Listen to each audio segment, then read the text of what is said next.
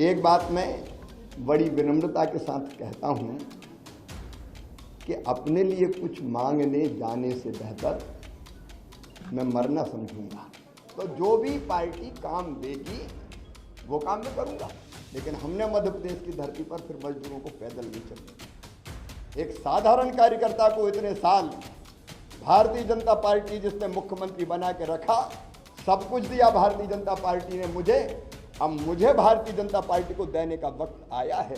मुख्यमंत्री का पद छोड़ने के बाद शिवराज सिंह ने मीडिया के सामने आकर अपना पक्ष रखा है। शिवराज सिंह ने प्रेस कॉन्फ्रेंस के दौरान कहा है कि मैं एक बात बड़ी विनम्रता से कहना चाहता हूं। उन्होंने कहा है कि अपने लिए कुछ मांगने से बेहतर है मैं मरना पसंद करूंगा। वो मेरा काम नहीं है और इसलिए मैंने कहा था कि मैं दिल्ली नहीं जाऊंगा। जो भी पार्टी मुझे काम देगी वो मैं करूंगा। शिवराज सिंह ने कहा कि मेरे बारे में कभी फैसला नहीं करता, ना कभी क्या है, जो भी करेगा हमारी पार्टी करेगी। मैंने नए मुख्यमंत्री से एक मांग की है, जो कहने के लिए नहीं करने के लिए मुझे पेड़ जरूर लगाने दे, जमीन उपलब्ध कराते रहे। शिवराज सिंह चौहान ने कहा कि मैं प्रदेश के नए मुख्यमंत्री और दोनों उप मुख्यमंत्री को बहुत बहुत बधाई देता हूं, अभिनंदन करता हूं। हमारा वरिष्ठ नेता नरेंद्र तोमर विधानसभा के अध्यक्ष होंगे और उनका भी बहुत बहुत अभिनंदन है। मुझे पूरा विश्वास है कि मुख्यमंत्री मोहन यादव के नेतृत्व में भाजपा की सरकार सभी काम तेजी से पूरा करेगी जो चल रहे हैं। उन्होंने कहा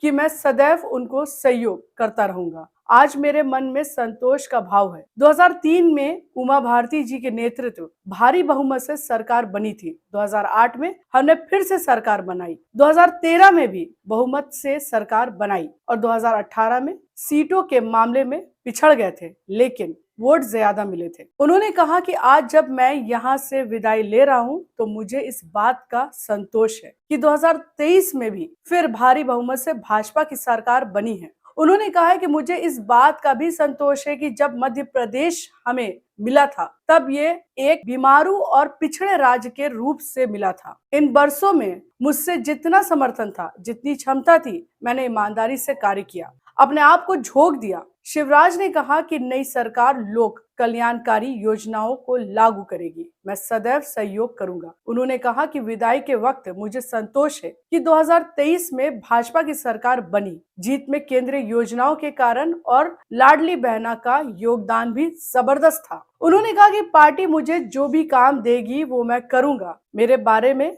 कभी फैसला नहीं करता, ना कभी क्या है, हमारी पार्टी करेगी। मैंने मुख्यमंत्री जी से एक मांग की है, जो कहने के लिए नहीं करने के लिए, मुझे पेड़ लगाने दे, जमीन उपलब्ध कराते रहे। कि मुख्यमंत्री श्री मोहन यादव जी के नेतृत्व में भारतीय जनता पार्टी की सरकार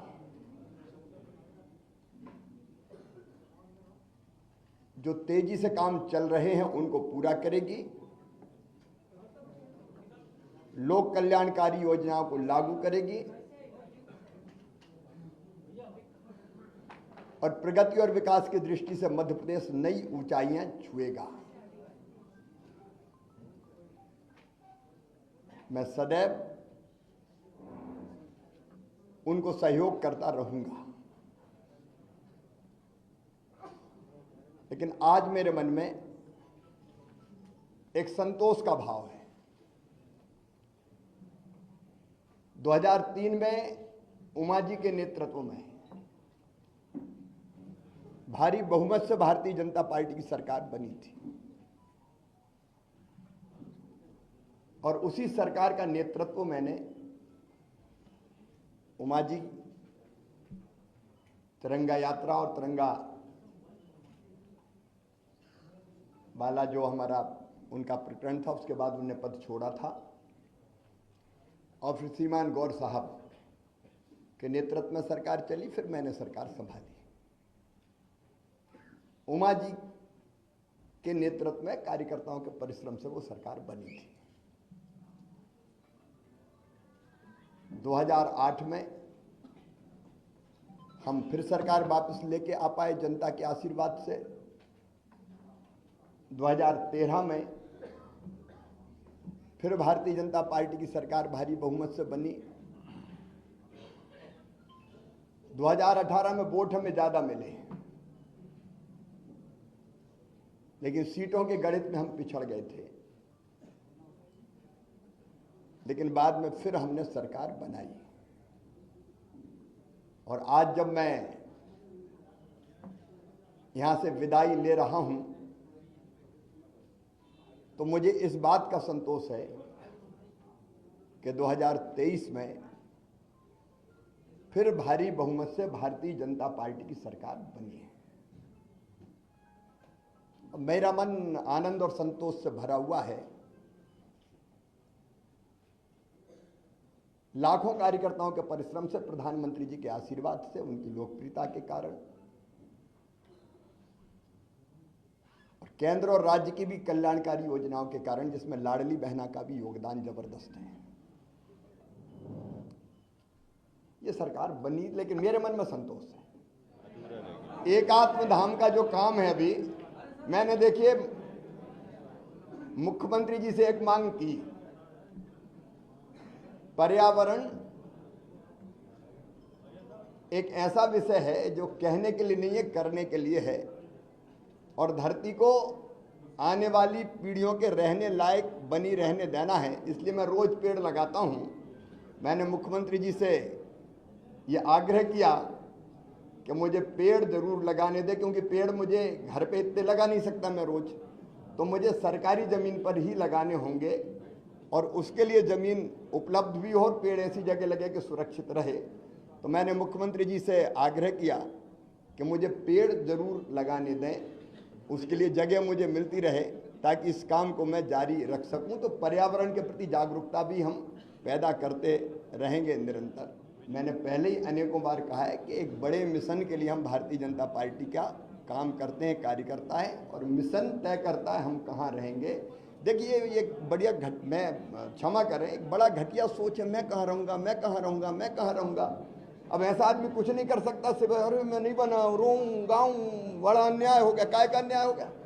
अरे मैं आज कह रहा हूँ साहब, एक साधारण कार्यकर्ता को 18 साल मुख्यमंत्री बना के रखा भारतीय जनता पार्टी ने, कोई दूसरा पहलू नहीं देखते क्या?